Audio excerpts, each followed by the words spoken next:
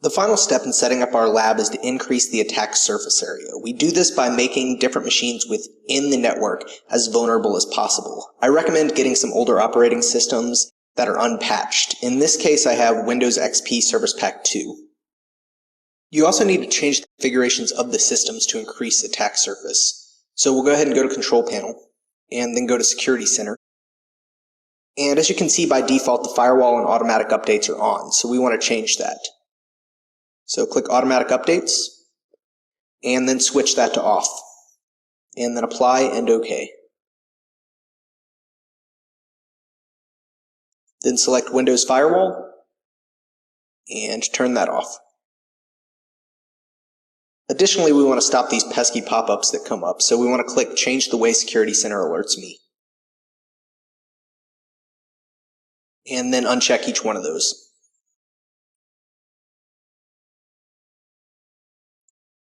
Then go into Internet Options. And we want to set each of these different profiles to custom level, and then set it to the lowest possible security setting. Also go ahead and enable anonymous logon on each one, and then click OK. And you'll do this for each of the different profiles listed at the top. You should also change the configuration of any server machines that you have. So Start, and then go to Administrative Tools, and then Server Manager. Then also we want to add as many roles as possible. By doing this, we also increase the attack surface area by opening new services on the system. Once you've enabled the different roles, go ahead and select Next and go through the installation process for those.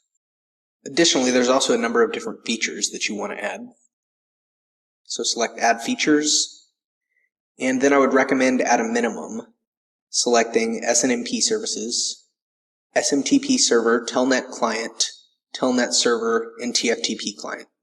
Another way to increase the attack surface on your network is to install Metasploitable. So open a web browser and go to www.sourceforge.net. Then search for Metasploitable.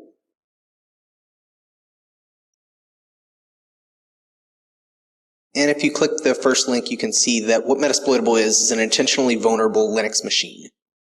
And you can use this for carrying out various exploits. Once you've downloaded the ISO file for Metasploitable and installed it on a virtual machine, open up the virtual machine and you'll get this screen. And then in order to log into the Metasploitable virtual machine, you will use MSF admin for both the login username and password.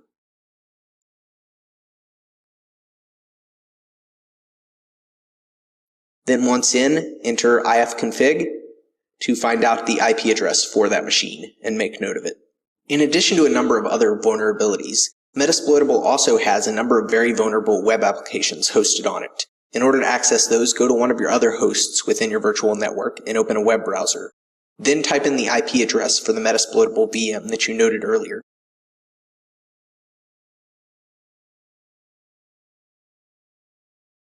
And this is the home page for the Metasploitable web service, and as you can see, there are several different links for locally hosted vulnerable web applications on it. So by using these different methods, you can increase the attack surface of your local area network, allowing you to perform multiple different penetration tests on your network.